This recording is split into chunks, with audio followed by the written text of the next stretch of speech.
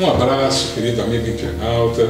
Receba a minha gratidão por estar aqui mais uma vez acessando o nosso vídeo que conta com a produção da Fraternidade Espírita Camilo Chaves. Hoje nós vamos tratar da questão 306 de O Livro dos Espíritos, que está na sua parte segunda do Mundo Espírita ou Mundo dos Espíritos, em seu capítulo 6º, que cuida da vida espírita. A pergunta 306 é a seguinte: o espírito se lembra, pormenorizadamente, de todos os acontecimentos de sua vida? Apreende o conjunto deles de um golpe de vista retrospectivo? E a resposta: lembra-se das coisas, de conformidade com as consequências que delas resultaram para o estado em que se encontra como espírito errante. Bem compreendes, portanto, que muitas circunstâncias haverá da sua vida a que não ligará importância alguma e das quais nem sequer procurará recordar-se. Aí tem uma questão lá: mas se o quisesse, poderia lembrar-se delas? E a resposta: pode lembrar-se dos mais minuciosos pormenores e incidentes, assim relativos aos fatos como até aos seus pensamentos. Não o faz, porém, desde que não tenha utilidade. E uma questão B: entrevê o espírito o objetivo da vida terrestre com relação à vida futura? E os espíritos respondem: certo que o vê e compreende muito melhor do que durante a vida do seu corpo. Compreende a necessidade da sua purificação para chegar ao infinito e percebe que em cada existência deixa algumas impurezas. Pois bem, a desencarnação não libera imediatamente a memória do espírito desencarnante. Há questões que ainda devem permanecer ocultas, porque quando a pessoa acaba de desencarnar, obviamente ela deixa relacionamentos de pessoas que ainda estão no mundo corporal que podem ser influenciados por essas memórias. Imagine um espírito desencarnante, acabou de desencarnar e acaba reconhecendo naquela pessoa que era um grande afeto desta última sua existência, num algoz de uma vida anterior. Então, de repente, ele pode virar a sua energia de amor por um grande ódio e até vir a ser um obsessor. Então, a memória, ela vem aos poucos, de acordo com a necessidade, com a possibilidade e com o merecimento, contando-se não apenas com o espírito em si, mas com todo o grupo familiar, todo o grupo que está vivenciando junto essas questões. Há questões de passado mais distantes também, cuja lembrança não tem utilidade para o espírito. Por que ocupar a memória com lembranças que não vão trazer influência nenhuma nas suas decisões, na sua vida? Neste momento não tem utilidade. Então, quando o espírito está desencarnando, ele já está passando por um momento de transição. Por que se ocupar de coisas que não vão trazer nada de útil para a sua vida? Então ele vai buscar nas memórias apenas o restrito para que ele possa dar continuidade à sua existência agora como espírito, no mundo espiritual, para que ele possa tomar as suas decisões. Ele vai buscar as suas experiências que podem trazer sustentação a essas suas decisões e o transcorrer da sua vida espiritual. Então as lembranças, elas vão sendo retomadas pelo espírito desencarnante de acordo com o merecimento e de acordo com a necessidade de cada um.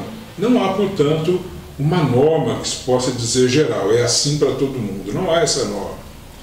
Sempre, isso a gente tem que ter em mente, sempre vibram na alma as questões emocionais que formam a personalidade da pessoa, os valores ético-morais adquiridos, a forma de se relacionar com os outros, com a sociedade. A gente vê que mesmo a pessoa, quando ela tem uma personalidade de convivência em sociedade, essa personalidade ela é formada pela sua memória emocional que ela conquistou de vidas passadas. Então aquela pessoa que é calma, que é tranquila no trato com os outros, ela assim o faz porque ela tem uma memória emocional de todo o seu aprendizado de vida passada.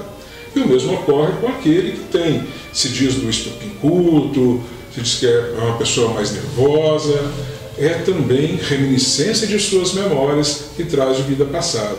Então, se a memória não vem de forma objetiva, quem eu fui, o que eu fiz, aonde eu estava, mas o aprendizado, esse é patrimônio do espírito e esse o acompanha em todos os momentos.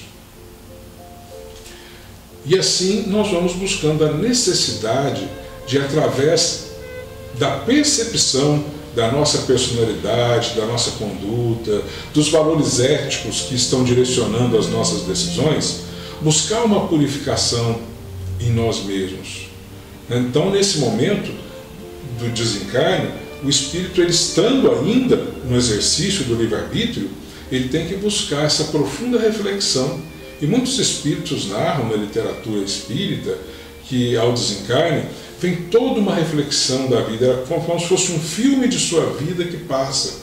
É o momento que ele tem que avaliar tudo que ele aprendeu ali, quais são os valores de bom que ele pode tirar para dar continuidade à sua existência, para dar continuidade à sua evolução.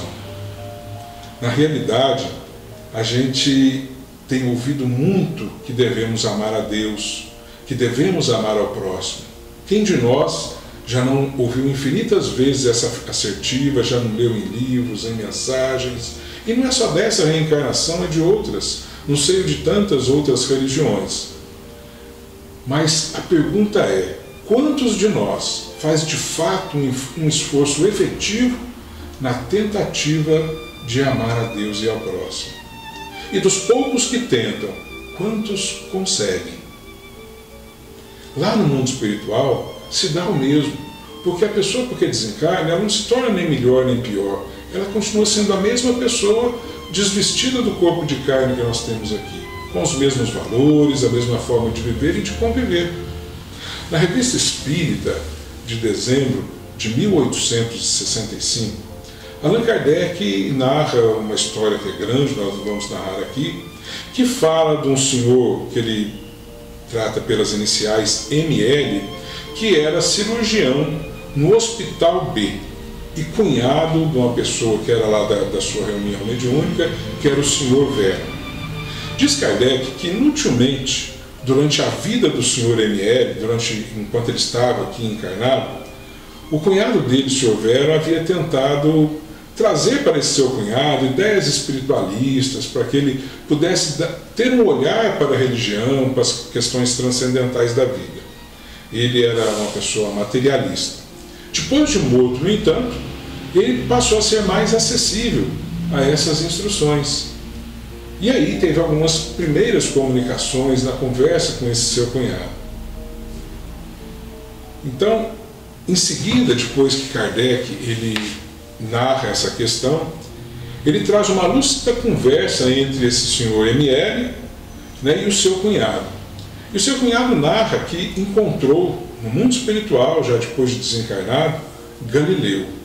E ouviu de Galileu, o grande cientista, o seguinte: eu sou espírito, estou vivo, fui homem, e homens, vós mesmos, fostes espíritos e vos tornareis como eu, até que por uma série de encarnações vos tereis depurado para subir outros degraus da escada infinita dos mundos.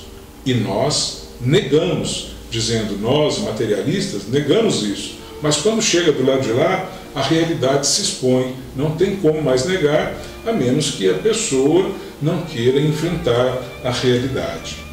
A memória, ela é um patrimônio do espírito. Tudo que nós aprendemos, vivenciamos, pensamos, crescendo, está ali à nossa disposição. Nós só vamos tendo acesso de acordo com a nossa necessidade de aprendizado. Isso vai ser liberado sempre que tivermos merecimento para isso, tivermos a necessidade. Lembrando que daquilo que Jesus falou, aonde está o teu tesouro, ali estará o teu coração. Então nós vamos buscar na memória as questões de maior interesse nosso, de acordo com os nossos gostos, com os nossos pendores, com a nossa personalidade. Mas o importante não é saber o conteúdo das nossas memórias. Saber o conteúdo, elas vão fluir em algum momento.